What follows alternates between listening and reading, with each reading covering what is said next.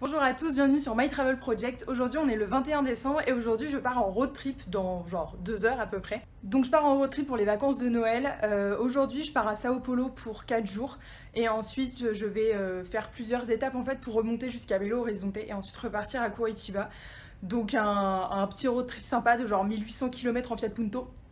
Donc là ce que je vais faire c'est que je vais finir de préparer mon sac de journée entre guillemets puisque mon gros sac à dos est déjà dans la voiture. Donc voilà. Bon t'inquiète, j'emmène pas que ça, hein. Il y a aussi genre mon ordinateur et tout, c'est juste que là je vais aller un peu bosser avant de partir. Et je t'avoue que là je suis quand même bien contente de partir de Curitiba parce que il fait pas beau. Donc c'est l'été ici, mais si tu pensais que le Brésil c'était toujours la plage, les cocotiers et le soleil, je vais te prouver que non. Voilà, comme tu vois, fait ben moche. Bon après on s'entend qu'il fait quand même 20 degrés donc c'est pas trop grave. Bref du coup je vais finir de préparer mon sac de journée et puis on se retrouve plus tard quand je partirai pour de bon à Sao Paulo. À toutes.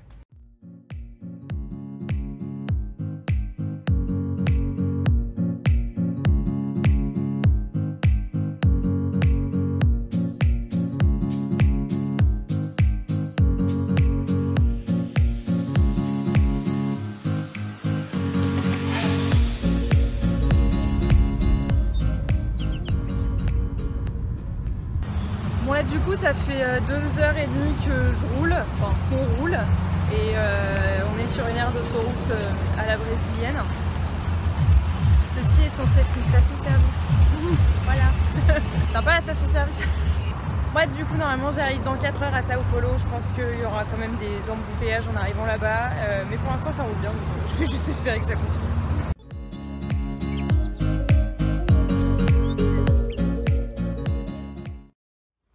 Tous premier jour à Sao Paulo, donc en fait je suis arrivée hier soir, le truc c'est qu'il y avait énormément de bouchons, du coup ça sert à rien que je filme.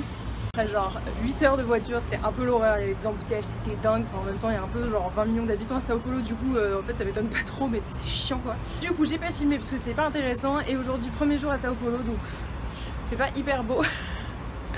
Bon au moins je cramerai pas comme ça et là je pars direction l'Avenida Paulista qui est une des avenues les plus connues de Sao Paulo. Apparemment c'est super sympa et du coup je vais aller voir ça maintenant, on y va. En fait c'est impressionnant parce qu'il y a énormément de bagnoles, il y a énormément de voies de circulation quoi. Moi ça par rapport à Curitiba, c'est 4 fois Curitiba quoi, et pourtant Curitiba c'est quand même 2 millions d'habitants.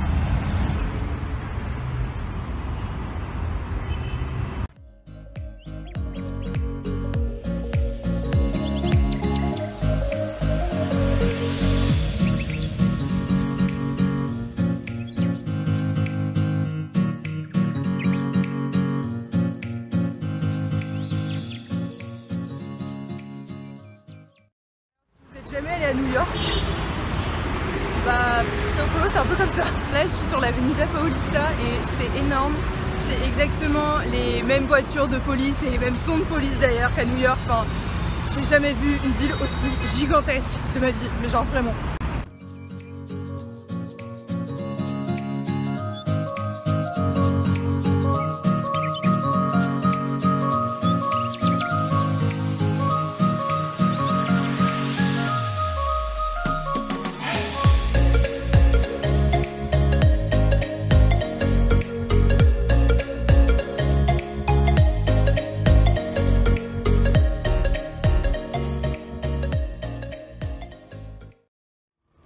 Maintenant, mon séjour à Sao Paulo c'est un peu un fail. Alors déjà il pleut, le point de vue que je voulais faire qui était gratuit, il est fermé. Et en fait c'est vrai que je m'attendais pas du tout à... Enfin, si je m'y attendais un peu mais je trouve ça hyper surprenant en fait d'être dans une ville aussi gigantesque où il y a 20 millions d'habitants, ça grouille partout et tout ça. Donc, voilà. Et par endroits ça ressemble vraiment à New York, genre l'Avenida Paulista, enfin ça fait pas New York mais c'est aussi large, il y a autant de bruit qu'à New York. Il y a énormément de buildings, donc ça fait un peu bizarre quand on est au Brésil, puisque à Curitiba il y a énormément de buildings, mais c'est quand même pas la même chose. Du coup je sais pas ce que je vais faire là maintenant, je vais voir. Bon du coup vu qu'il faisait moche, j'ai décidé d'aller au Mercado Municipal de Sao Paulo. C'est facile, en fait il y a des cochons qui sont suspendus partout, c'est dégueulasse. C'est là aussi où il y a un peu d'ambiance, par contre ça galère à passer.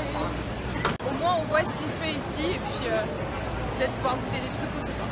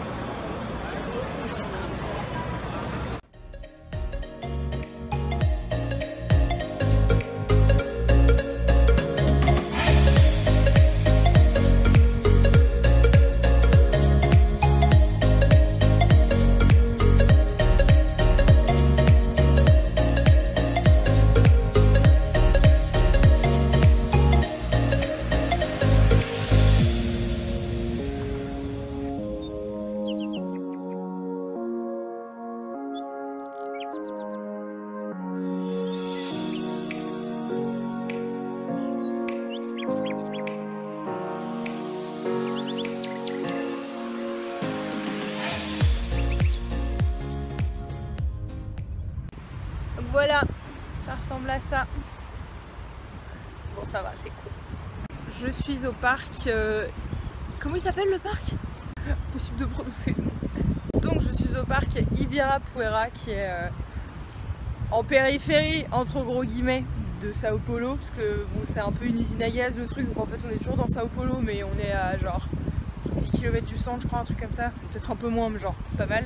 Et c'est cool, c'est un grand parc, il y a un lac en plein milieu, il y a un espèce de musée d'art où ils organisent la Biennale de Sao Paulo chaque année, donc c'est sympa. Ensuite il a quand même toute la journée quoi.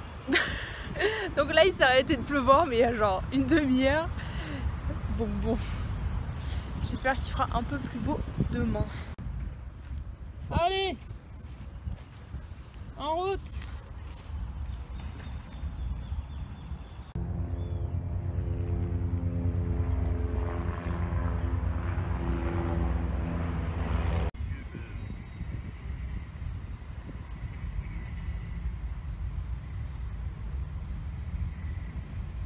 Bon, du coup je suis revenue dans l'appartement que j'ai loué, puis je voulais aller à la piscine qui est en rooftop. Voilà. Donc en fait elle doit faire 2 mètres de long et elle est verte. Je pense que je ne vais pas me baigner. Hein? Je vais retourner à l'appart. Bon après la vue est sympa.